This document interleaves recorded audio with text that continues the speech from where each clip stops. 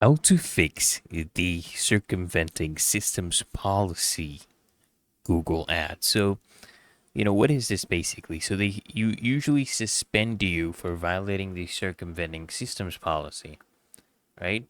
And then they will send you an email such as this. It says your account has been suspended for circumventing systems.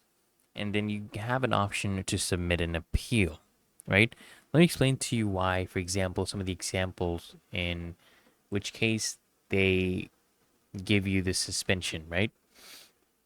For example, let's say a company creates multiple websites for basically the same business and runs ads for such websites with the expectation that the company can occupy, multiple ad slots on the same search window, basically not allowing others to show their ads. Or maybe a company runs the Google Ads on a web page that has no purpose but just simply to show ads, expecting to spend some money on ads and then also earn more money from the ads shown on the page, right? So you're seeing their ad, but you're seeing other people's ads, so you're recouping some money back. Or maybe even in some cases earning a profit because there's way more ads showing in just one of your ad, right? So in this case, the website owner basically does not run any proper business, but just simply shows ads and generates revenues from the ads. Or, any activity on ads that the Google thinks is meant to abuse their ad network, right? So what do you do when your account is suspended for this?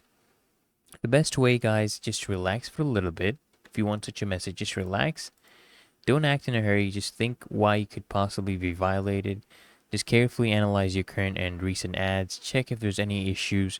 Check your target website, your landing page. Look for any policy violations or possibilities of, this circumventing thing. So are you running multiple ads for the same business?